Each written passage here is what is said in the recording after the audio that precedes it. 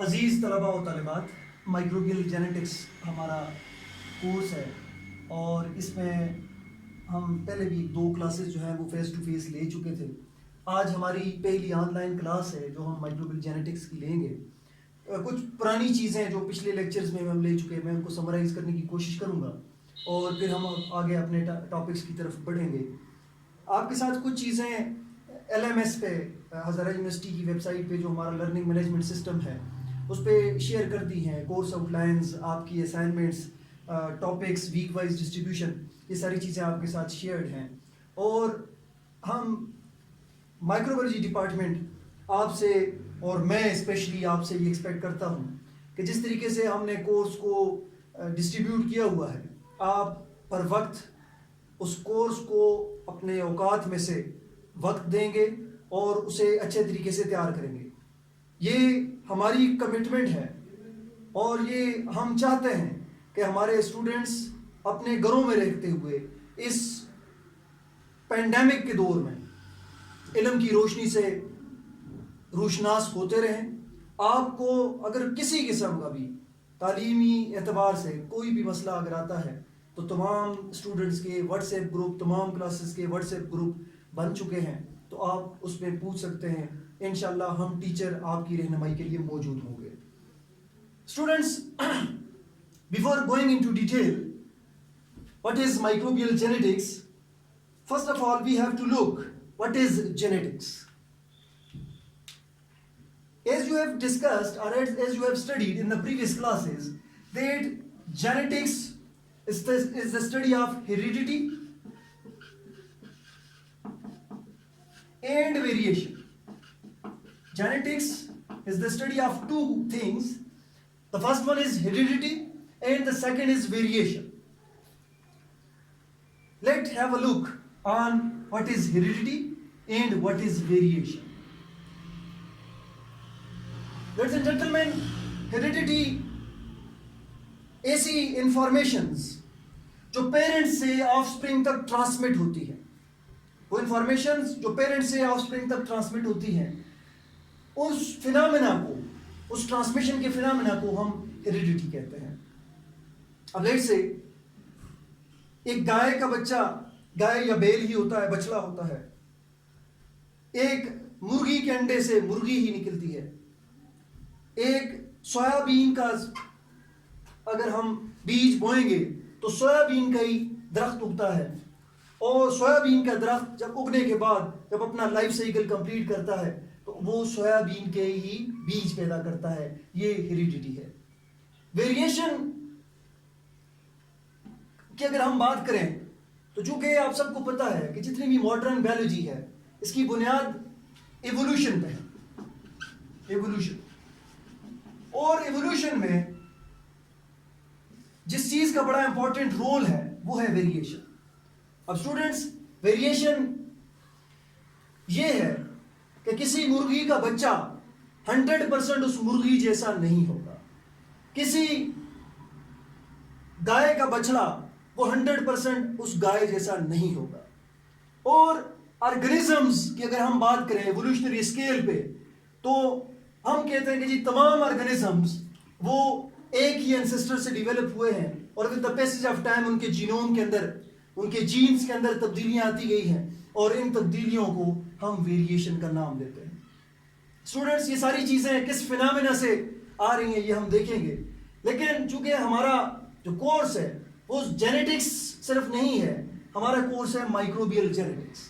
अब students, genetics कि जहां तक साइंस की मैं बात करूं, ये बड़ी पुरानी साइंस है, लेकिन इस एतबार से हमारे पास अगर कोई एग्जैक्ट साइंटिफिक नॉलेज आया है तो वो 1860s के राउंड अबाउट आया है। 1860s में कि जिस वक्त एक मॉन्क जिसका नाम था मैंडल ने पी प्लांट पे, मटर के पौधों पे कुछ तजर्बात किए और उन तजर्बात को वो डॉक्यूमेंटेड फॉर्म में लेके आया और उसने 2-3 साइंटिफिक लॉज पेश किए और उन लॉज की बेस आज मॉडर्न जेनेटिक्स तक पहुंची है। पी प्लांट क्यों सिलेक्ट किया गया, अगरचे उस वक्त एक्सीडेंटल था, एक्सीडेंटली पी प्लांट सिलेक्ट हुआ, लेकिन आज हम कहते हैं कि पी प्लांट की choice that was very much right due to several reasons. पहली जो रीजन है वो ये है कि जी पी प्लांट का जो लाइफ साइकिल है that is very short as compare to other plants. Pea plant का जो लाइफ साइकिल है उसका ड्यूरेशन शॉर्ट है। दूसरी जो इंपॉर्टेंट बात है, there are different certain variants of pea plant और pea exist. Let's say there are different variants with respect to plant height. Plant height के एतबार से मुख्तलिफ वेरिएंट्स हैं, कोई टॉल है तो कोई डॉर्फ प्लांट है। उसकी पॉट कलर के एतबार से, पॉट कलर, पॉट उसकी छल, वो जो फ्रूटिंग बॉडी होती है उसको कहा जाता है। पॉट के कलर की बेस पे, उसके सीड कलर की बेस पे, seed colours, seed shape, flower colour और भी कई फैक्टर्स हैं, लेकिन ये वो फैक्टर्स हैं जो उस वक्त मेंडल ने स्टडी किए। तो मेंडल ने, चूंकि ये लाइफ साइकिल शॉर्ट होने की वजह से ये सारे फैक्टर्स इजीली विजिबल थे, इजीली कैलकुलेट हो सकते थे, तो उसने पी प्लांट को सिलेक्ट किया। अब स्टूडेंट्स, मेंडल से पहले जेनेटिक्स की कोई डॉक्यूमेंटेड, कोई साइंटिफिक लॉ या कोई इस तरह की रूल हमें नहीं मिलता। मेंडल के बाद हमारे पास मुख्तलिफ डेवलपमेंट्स हुई जेनेटिक्स के अंदर, लेकिन इसके अंदर जो इंपॉर्टेंट रोल अदा किया वो माइक्रोबायोलॉजी ने अदा किया। माइक्रोबायोलॉजी और माइक्रो ऑर्गेनिजम्स ने जेनेटिक्स की जो सूझ बूझ है, हमें आज जितनी जेनेटिक्स पता है उसका मेजॉरिटी पोर्शन माइक्रो ऑर्गेनिजम्स की जेनेटिक्स समझने की वजह से मुमकिन हुआ। जस्ट एक एग्जांपल लेते हैं और आपको मैं लेके चलता हूं दोबारा आपके प्रीवियस नॉलेज की तरफ। जब आप एफएससी में थे तो एफएससी के अंदर आपने बैक्टीरियल रिकम्बिनेशंस की कुछ टाइप पढ़ी थी। आपने कहा था कि बैक्टीरिया रिकम्बाइन होते हैं by 3 different method, conjugation, transduction and transformation. और ट्रांसफॉर्मेशन का जब आप ट्रांसफॉर्मेशन के बारे में जब आप पढ़ रहे थे तो ट्रांसफॉर्मेशन के बारे में आपने एक एक्सपेरिमेंट पढ़ा, बल्कि right in the beginning of the first chapter जहां पे आप साइंटिफिक मेथड ऑफ स्टडी पढ़ रहे थे वहां पे भी आपने यही एक्सपेरिमेंट पढ़ा था। हम आते हैं इस एक्सपेरिमेंट की तरफ और फिर हम को रिलेट करेंगे इसको कि किस तरीके से जेनेटिक्स अपना किरदार अदा कर रही है। ट्रांसफॉर्मेशन की जहां तक बात है तो हुआ क्या था इस एक्सपेरिमेंट में, अगर याद हुआ आपको, उसमें कुछ यूं था कि जी एक बैक्टीरिया है जिसको उस बुक में नीमोकोकस का नाम दिया गया था। नीमोकोकस, कि नीमोकोकस बैक्टीरिया है।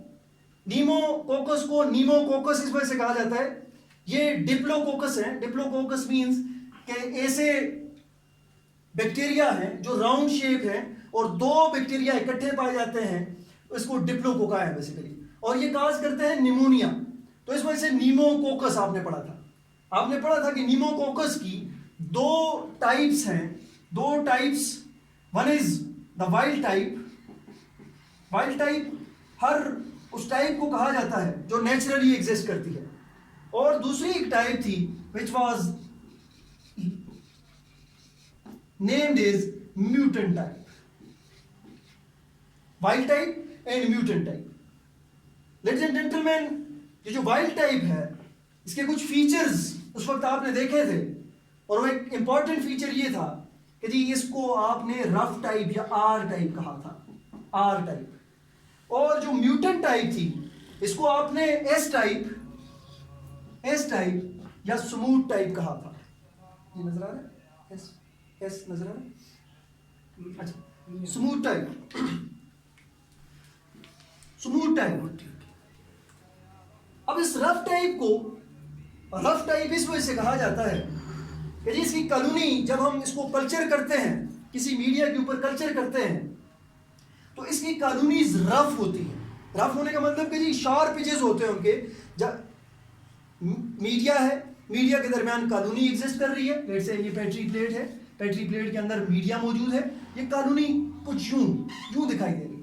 कि जी कॉलोनी बड़ी शार्प एजेस है, कॉलोनी जो ही खत्म हो रही है आपको मीडिया नजर आ रहा है, मीडिया जहां पे आप इधर से देख रहे हैं मीडिया खत्म हो रहा है आपको कॉलोनी नजर आ रही है, कोई ऐसी ओवरलैप मौजूद नहीं है जहां पे आप ये कहेंगे पता नहीं ये मीडिया है या कॉलोनी है, ये रफ टाइप। और दूसरी जो स्मूथ टाइप है, स्मूथ टाइप की कॉलोनी कुछ यूं दिखने में लगती है कि जी ये कॉलोनी है और कॉलोनी के बाहर यूं एक जेली लाइक बनी हुई है, ये पता नहीं चल रहा कि जी ये कॉलोनी कहां पे खत्म हुई है और मीडिया कहां पे है। बिल्कुल कॉलोनी आहिस्ता आहिस्ता अपने आप को खत्म करती है। ये it is due to presence of an extra capsular layer, एक कैप्सूल है उसकी प्रेजेंस की वजह से ऐसा है। और ये कैप्सूल बैक्टीरिया को मदद देता है इम्यून सिस्टम से एस्केप होने में, इम्यून सिस्टम से एस्केप होने में। ये भी हम बाद में देखेंगे तफसील के साथ और आप इसको इम्यूनोलॉजी के अंदर भी पढ़ेंगे। अब स्टूडेंट्स ये जो बैक्टीरिया था, ग्रिफ्थ इस बंदे का नाम था जिसने ये एक्सपेरिमेंट परफॉर्म किया था, Griffith. And it was 1920 for the first time 1920 में ये एक्सपेरिमेंट परफॉर्म हुआ था। 1920s में क्या किया, ग्रिफ्थ ने 2 ग्रुप ऑफ माइस लिए, 2 ग्रुप्स ऑफ माइस। एक ग्रुप को, और ये याद रहे कि चूंकि साइंस हमेशा इक्वलिटी पे बिलीव करती है, तो ये दोनों ग्रुप के जो माइस थे they have the same gender, दोनों सेम जेंडर के थे। दोनों ग्रुप के जो माइस थे उनका सेम वेट था और सेम इम्यूनोलॉजिकल स्टेटस था।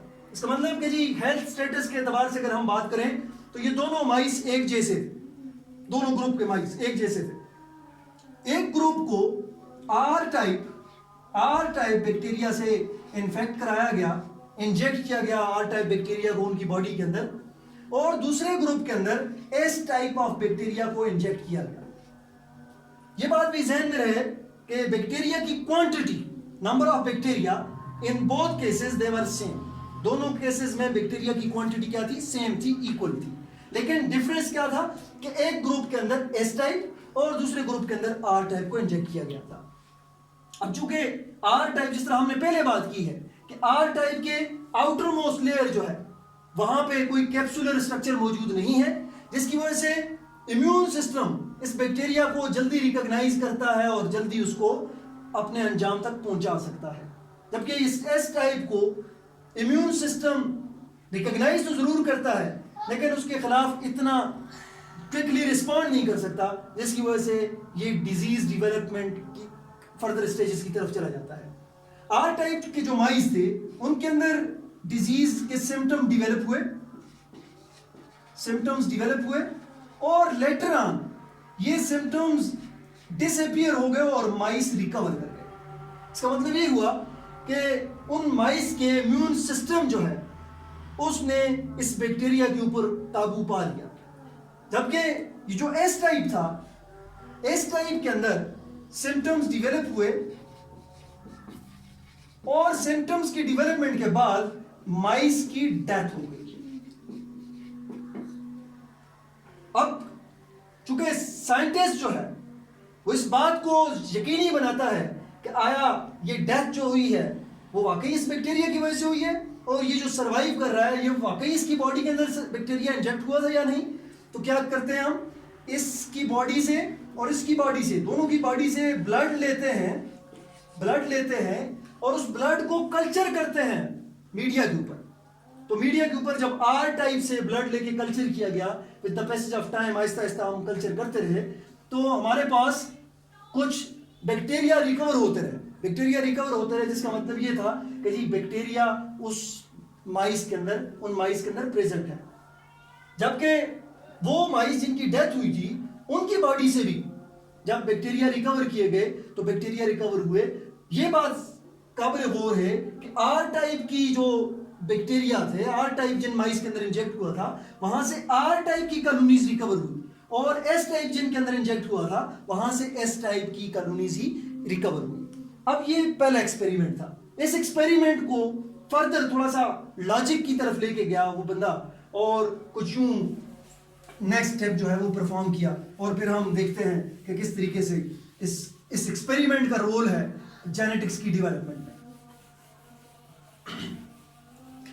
नेक्स्ट स्टेप में ग्रिफ्थ ने यूं किया कि जी एक ग्रुप ऑफ माइस लिया, एक group of mice in the presence of positive and negative control, positive और नेगेटिव कंट्रोल की प्रेजेंस में एक ग्रुप ऑफ माइस लिया, और उस ग्रुप ऑफ माइस के अंदर यही जो स्मूथ टाइप था एस टाइप को हीट किल से मुराद ये है कि जी हमने बैक्टीरियल कॉलोनीज को इतना टेम्परेचर प्रोवाइड किया कि बैक्टीरियल कॉलोनीज के अंदर जो बैक्टीरिया थे उनकी डेथ हो गई, they can not divide, they can not replicate, they are no more alive, वो मजीद जिंदा नहीं है। तो हीट किल एस टाइप को जब उसने ग्रुप ऑफ माइस के अंदर इंजेक्ट किया तो ये देखा गया कि जी वो माइस जो है सरवाइव कर गए। इससे एक चीज जो मैं भी कंक्लूड कर सकता हूं और उसने भी कंक्लूड की, उसने कहा इसका मतलब ये है कि heat killed smooth type exactly ऐसे बिहेव करता है कि जैसे लाइव आर टाइप का बिहेवियर है। आर टाइप भी डेथ काज नहीं करता, और डेथ न काज करने की वजह से हम कहते हैं जी कि ये नॉन विरुलेंट है, या नॉन विरुलेंट थोड़ा सा लॉजिकल लफ्ज नहीं है, टेक्निकली ये ठीक लफ्ज नहीं है, ए विरुलेंट उसको कहा जाता है, ए विरुलेंट। हम कहते हैं जी कि आर टाइप जो है वो ए विरुलेंट है, और जो एस टाइप थी चूंकि वो डेथ काज कर रही है, और तो वो क्या है, विरुलेंट टाइप है, वो क्या है, विरुलेंट है। और हीट किल्ड एस टाइप भी क्या है, ए विरुलेंट है, क्योंकि वो भी डेथ काज नहीं कर रही। और इसकी बॉडी से जब बैक्टीरिया को लेके कल्चर करने की, ब्लड को लेके कल्चर करने की कोशिश की गई तो कोई बैक्टीरिया रिकवर ना हुआ। इसका मतलब ये था कि बैक्टीरिया इस काबिल ही नहीं है कि वो रेप्लिकेट कर सके, वो अपने जनरेशंस प्रोड्यूस कर सके। अब इसके बिल्कुल फॉलो अप में एक और एक्सपेरिमेंट किया गया, जिस एक्सपेरिमेंट में उसने heat killed smooth type, heat killed S type जो डेथ काज नहीं करता, प्लस अलाइव आर टाइप ये भी डेथ काज नहीं करता, इनका एक मिक्सचर बनाया और इस मिक्सचर को इंजेक्ट किया माइस के अंदर। तो बड़े एस्टोनिशिंग रिजल्ट्स जो है वो प्रोड्यूस हुए, और वो रिजल्ट्स कुछ यूं थे कि जी इनमें से ज्यादातर माइस की डेथ हुई, और जब उन माइस के ब्लड को कल्चर किया गया, उनमें से ब्लड को लेके कल्चर किया गया, तो कल्चरिंग पे हमें जो है वो आर टाइप बैक्टीरिया भी मिले और एस टाइप बैक्टीरिया भी मिले। अब याद रहे कि एस टाइप तो हीट किल्ड था, और हीट किल्ड हमने जब इलाका एक्सपेरिमेंट में किया था तो ये ग्रो नहीं कर रहे थे। अब ये एस टाइप कहां से आ गए? तो उसने एक प्रिंसिपल डिजाइन किया और एक रूल बनाया 1928 के अंदर। उसने कहा जी कि चूंकि हीट किल्ड स्मूथ टाइप जो है वो एविरुलेंट है और आर टाइप भी एविरुलेंट है, लेकिन जब इनको कॉम्बिनेशन में दिया जाए तो ये हीट किल्ड स्मूथ टाइप जो है, there is something that has been transferred from this heat killed smooth type to R type and made or converted or transformed this R type into S type। कि जी इस R type को उसने S type में confirm किया है। He named, उसने कुछ बाकी नहीं कहा, उसने कहा something has been transferred, something has been transferred from heat killed smooth type to R type and transformed। और इसी से ट्रांसफॉर्मेशन, इसको ग्रिफ्थ का ट्रांसफॉर्मेशन प्रिंसिपल कहा जाता है। उस वक्त तक ये नहीं पता था जो चीज ट्रांसफर हुई है व्हाट वाज दैट। और फिर 1944 में जाके 1944 में 3 साइंटिस्ट थे और वो भी माइक्रोबायोलॉजिस्ट थे, मॉलिक्यूलर जेनेटिक्स और माइक्रोबियल जेनेटिक्स पे उन्होंने बड़ा काम किया और बड़ा कंट्रीब्यूशन है उनका। एवरी मैकलियार्ड और मेकार्ट, ये 3 साइंटिस्ट थे। इन्होंने डिफाइन किया स्टूडेंट्स 1944 से पहले it was unknown what is the material और what is the substance which is responsible for transmission of characters from parents to offsprings. In 1944, it was defined, it was decided that this genetic material which was transferred, this something which was transferred from this smooth to R type, that was nothing but DNA. ये और कुछ नहीं था बल्कि क्या है, DNA है जो ग्रिफ्स के एक्सपेरिमेंट में हीट के स्मूथ टाइप से रफ टाइप को ट्रांसफर हुआ था. वो क्या चीज थी, वो DNA था, बाकी कुछ नहीं था. तो 1944 के अंदर for the first time it was declared that DNA is a genetic material. अब स्टूडेंट्स 1944 तक जस्ट यही डिफाइन हुआ. डीएनए की न्यूक्लियोटाइड की स्ट्रक्चर किसी हद तक पता थी, लेकिन डीएनए किस तरीके से मैनेज करता है, अपनी स्ट्रक्चर कैसी है, रेप्लिकेशन कैसे करता है, नेक्स्ट जनरेशन में कैसे ट्रांसफर होता है, देयर वाज नो आइडिया. 1953 में टू साइंटिस्ट थे, वाटसन एंड क्रिक दो साइंटिस्ट थे. उन्होंने इसकी स्ट्रक्चर के बारे में बात की. तो अपना ये टॉपिक जो है मैं यहाँ पे एंड करता हूँ. हमारा जो नेक्स्ट टॉपिक होगा वो स्ट्रक्चर ऑफ डीएनए होगा और उस पर हम बात करेंगे. उस वक्त तक अल्लाह हाफिज़, अपना ख्याल रखिएगा. शुक्रिया.